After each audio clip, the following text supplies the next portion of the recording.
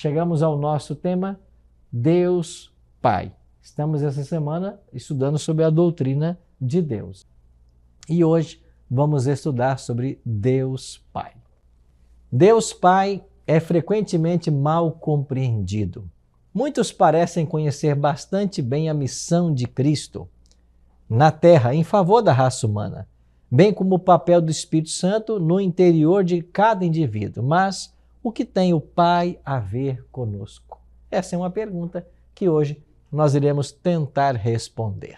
Vamos começar lá no Antigo Testamento. Embora o Antigo Testamento faça alusão às pessoas da divindade, não faz distinção entre elas. Esse é um detalhe importante que você tem que aprender. O Antigo Testamento faz alusão às pessoas da divindade, mas não faz distinção entre elas.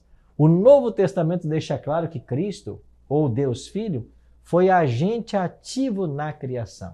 João 1, 1 a 3 vai dizer, no princípio era o Verbo estava com Deus, o Verbo era Deus. No verso 14 vai dizer, todas as coisas foram feitas por intermédio dele, sem ele nada do que foi feito se fez. Ou seja, Cristo foi o agente da criação. E que foi ele o Deus que conduziu o povo de Israel para fora do Egito, conforme Paulo diz em 1 Coríntios, capítulo 10, versos 1 a 4. No Antigo Testamento, Deus é apresentado como um ser misericordioso. Nenhum ser humano pecador conseguiu jamais ver a Deus. Então Deus demonstrava seu caráter pelos seus atos graciosos e pelo quadro de palavras que ele proclamou a Moisés. Então Deus é apresentado ali, na sarça ardente para Moisés, como um Deus longânimo, como um Deus misericordioso. Já em outros textos, especialmente com Abraão, Deus é apresentado agora como o Deus do conserto. Um Deus ansioso por estabelecer relações duradouras. Deus celebrou solenes concertos com Abraão, com Noé e outros mais na Bíblia. Então a Bíblia pinta o quadro de um Deus que gosta de relacionar-se. Também de um Deus redentor. Na qualidade de Deus do Êxodo, ele conduziu miraculosamente uma nação de escravos rumo à liberdade. Esse grande ato redentivo representa o pano de fundo de todo o Antigo Testamento e constitui um exemplo de seu ardente desejo de ser o nosso Redentor.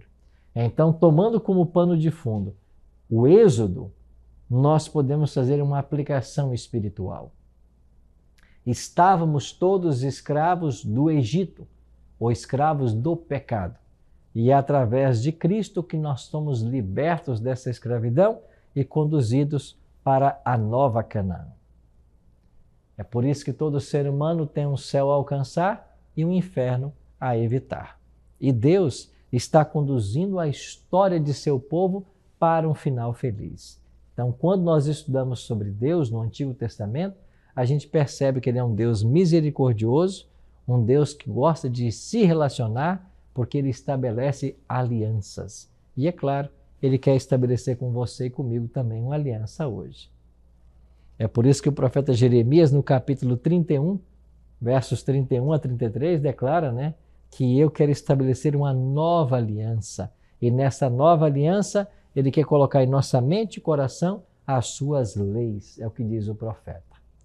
O Antigo Testamento também apresenta um Deus de refúgio. Davi vislumbrou a Deus como alguém em quem podia encontrar refúgio, algo muito parecido com as 6 cidades de refúgio dos israelitas. O tema do refúgio, que é recorrente nos Salmos, retrata tanto a Cristo quanto o Pai, sendo o refúgio daquele que o busca. Se você olhar, por exemplo, para o Salmo 121, Davi orou assim, eleva os meus olhos para o monte, de onde me virá o socorro? Ele pergunta. E Davi mesmo responde, o meu socorro vem do Senhor, que fez os céus e a terra. Ou seja, ele encontrava refúgio, encontrava socorro no Deus que criou todas as coisas. Então, tanto o Pai quanto o Filho são esse refúgio no Antigo Testamento. O Antigo Testamento também revela um Deus que é um Deus perdoador. Depois de haver praticado um adultério e um assassinato, Davi orou com profunda sinceridade: compadece-te de mim, ó Deus, apaga as minhas transgressões. Está lá no Salmo 51. E ele foi confortado pela segurança de que Deus era misericordioso e perdoaria o seu pecado, tanto do adultério quanto do homicídio.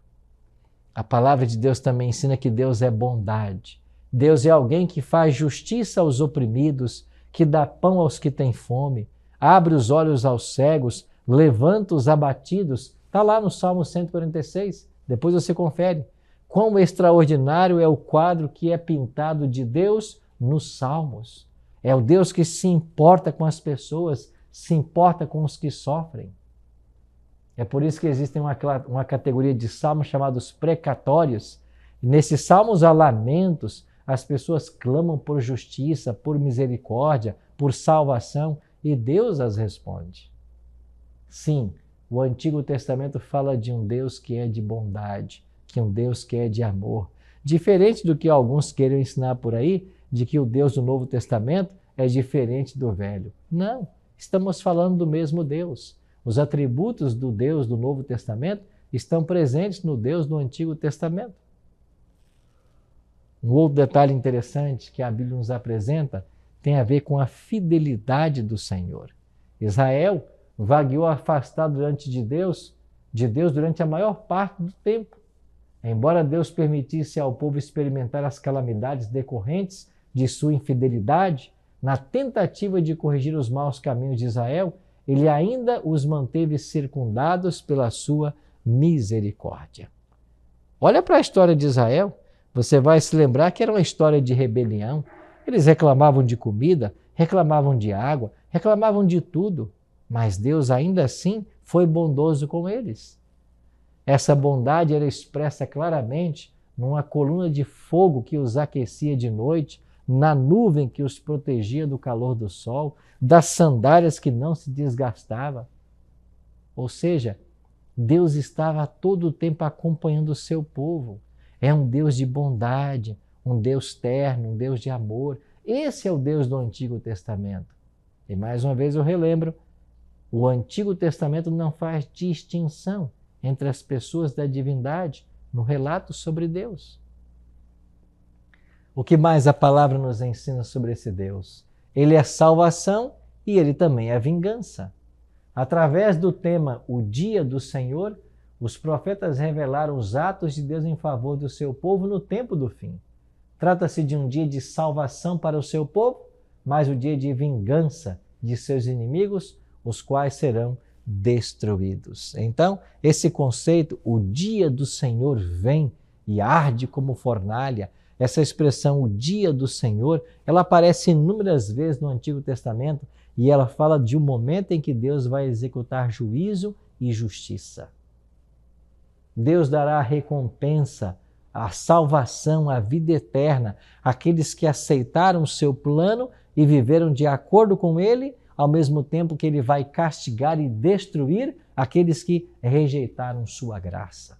O dia do Senhor, ele se aproxima e nós devemos nos preparar para esse momento da história. É por isso que esse programa existe.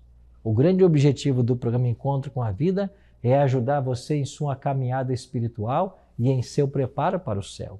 E a gente faz isso maiormente estudando a Bíblia e ajudando as pessoas a compreender as verdades que a Bíblia apresenta. No caso de hoje, quem é Deus? Como Ele é?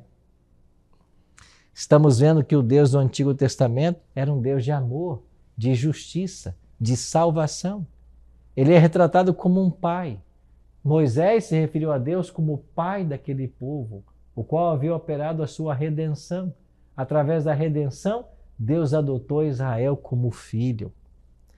E quando Deus se refere a Israel, Deus diz claramente: eu não escolhi vocês porque vocês eram a maior nação, o maior povo. Não. Eu os escolhi porque eu os amei, mesmo sendo um pequeno povo, uma pequena nação.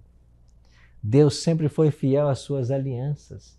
E Ele estabeleceu lá com Noé, depois com Abraão, Isaac, Jacó, uma aliança.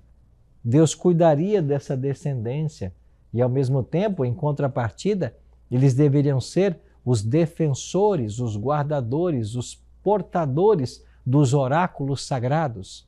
E quando falamos em oráculos sagrados, nós estamos falando nas verdades da Bíblia, nas verdades que Deus estava revelando ao povo, nas leis que Deus estava dando. Israel era o guardião destas leis, que deveriam ser conhecidas no mundo inteiro como forma de preservação, como forma de felicidade.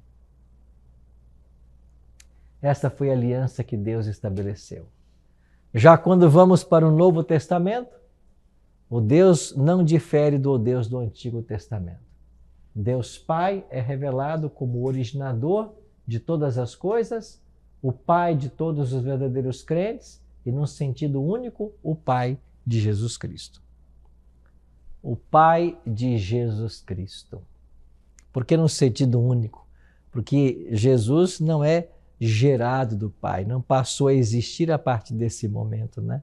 Jesus sempre existiu, ele se encarnou. É por isso que a profecia diz, né? Um menino nos nasceu, um filho se nos deu. O filho foi dado porque já era filho de Deus, porque sempre existiu. Esse Deus do Novo Testamento não difere do Deus do Antigo Testamento. Ele é apresentado pelo apóstolo Paulo como o Pai de toda a criação, distinto do Filho, que é o instrumento que ele usou para criar todas as coisas. Então, todas as coisas foram criadas por Deus Pai. Ele é também Pai de todos os crentes. Nos tempos do Novo Testamento, esse relacionamento espiritual de pai e filho existe não entre Deus e a nação de Israel, senão entre Deus e o crente individual. Jesus apresentou as linhas mestras desse relacionamento no seu discurso lá no Sermão da Montanha. É por isso que a nota tônica da pregação de Cristo é: o reino de Deus chegou, o reino de Deus está em vós. Agora a relação não é mais de Deus com uma nação, é de Deus com os indivíduos. Isso nos ensina de que há uma mudança nessa dinâmica da salvação. No plano de Deus agora, é Deus trabalhando no coração de cada pessoa individualmente. Ele é o Pai de todos os crentes.